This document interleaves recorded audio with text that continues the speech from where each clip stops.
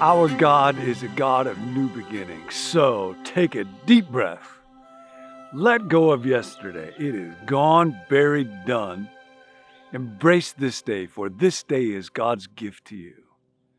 Lift up your heart, and we're going to learn together, how do we find God in this day? And this day, I want to talk to you about what might be called mental and spiritual hygiene. Hygiene doesn't sound like a real glamorous topic, but it's very important. I got together recently, as I do once a year, with 5 good friends from college days. And when we're together, we don't pay much attention to hygiene, to tell you the truth. So I think it was the last morning, my friend Mark Nelson, you might remember, you've seen him before. He's a philosopher. He showered himself and did other things to care for himself and showed up at the table beaming and said, "Gentlemen, you have before you a clean and fragrant Nelson."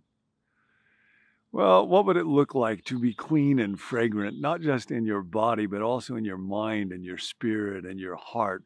We're going to get to that. We're starting in the book of Genesis, and there's a word that will be real important. And we'll trace it a little bit, and then we'll eventually get to that point. How do you live with good moral and spiritual hygiene today, to begin again?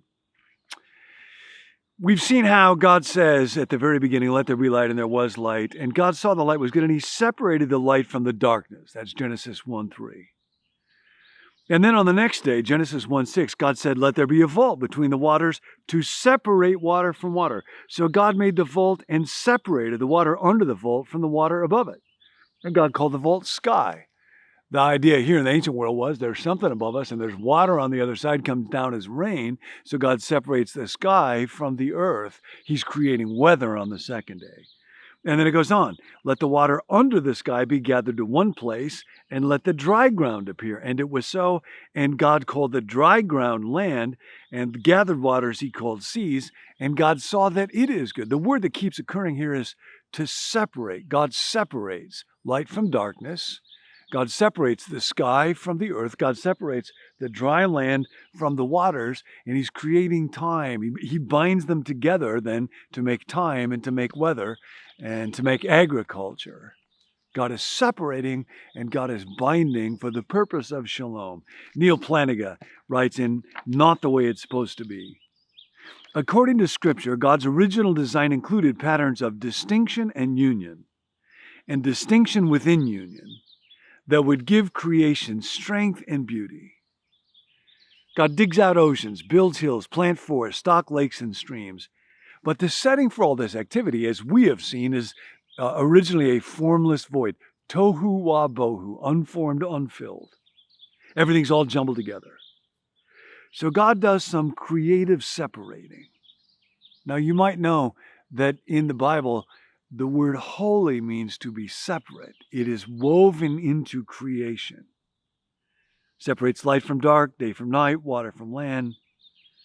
At the same time, God binds things together. He binds humans to the rest of creation as stewards. He binds us to himself. He binds us to each other. Against this background of the original separating and then binding, we must see the fall, sin, as anti-creation, the blurring of distinctions, the rupturing of bonds. So with human beings, God makes us capable of becoming one flesh. But Jesus' comment on that is, "Let no one put asunder what God has joined together." In other words, a very important way of thinking about sin is separating what God has joined together and trying to join what God has separated. And when we get it wrong, then we experience tragedy. So there's a great distinction, a great separateness from us and God. He's the creator, I'm the creature.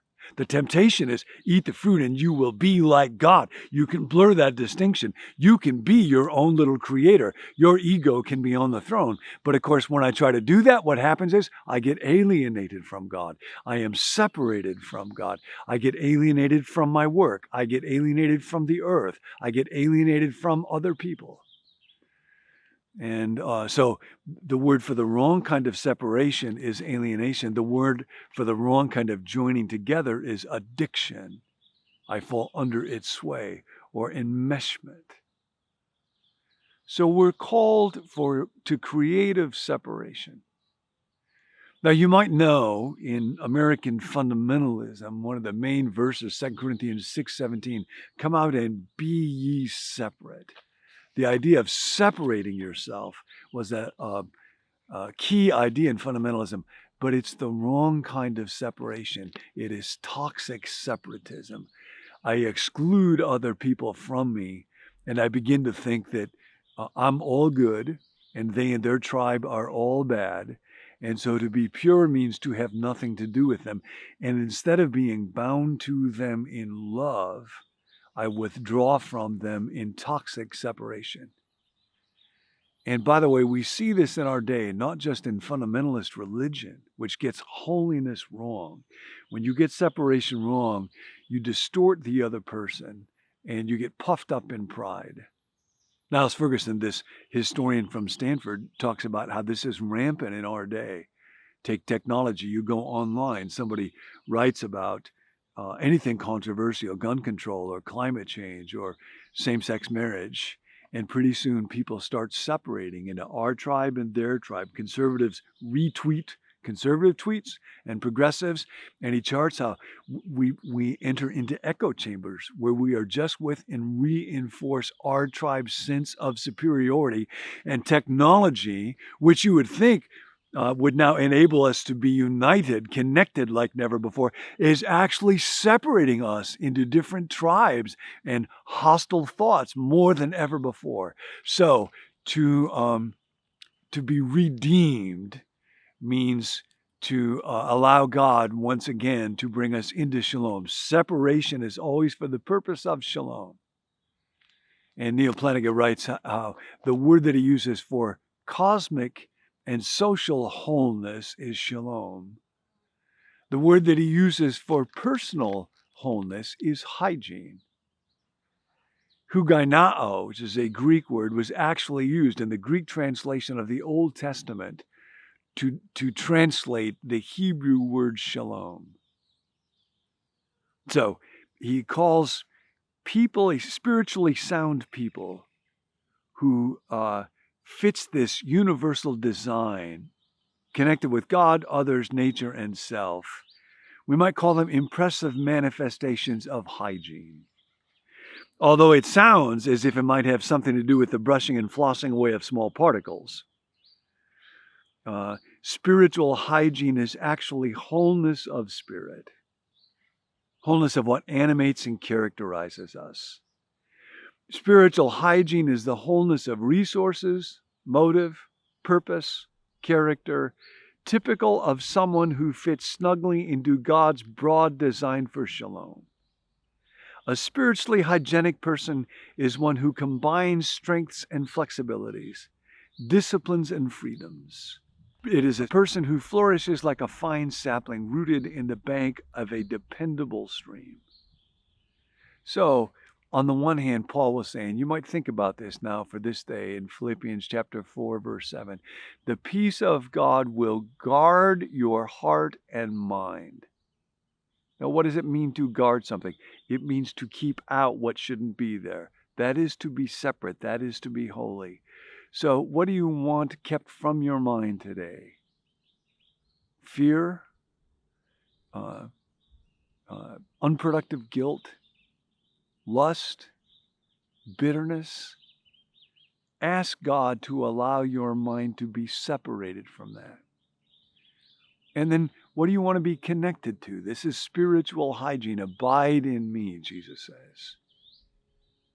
God, let there be joy. Let there be peace.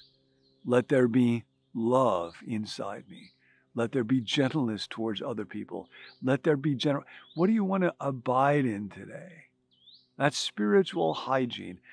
God, would your presence and your peace guard my mind, keep out from me that which will be destructive. And would you keep me abiding in that which will make me healthy and long for what is good? Plantinga goes on, the classic longings motivate a sound life. Of course, all these things fail from time to time. Spiritual healthy people know very well the drag of sloth and doubt. They know all about spiritual depression. They know what it is to feel keenly that the world has been emptied of God. That's a sense of alienation. That is why a spiritually sound person disciplines her life by such spiritual exercises as fasting, prayer, confession, worship, reflective walks through cemeteries. She visits boring persons and tries to take an interest in them. Today, talk to a boring person. Don't call me because I'll know why you're doing it, but somebody who is, and seek to be interested in them, ponders the lives of saints, compares them to his own. So today, spend as much time on your spiritual and mental hygiene as you do on your physical hygiene. When you take your shower, when you brush your teeth, when you wash your face, when you launder your clothes, today, ask God, God, free me from toxic guilt, shame, fear, lust, bitterness. God, connect me to love, joy, peace, patience. Today, you can experience spiritual hygiene as a gift from God. That's the end of our teaching. That's the beginning of your day with God.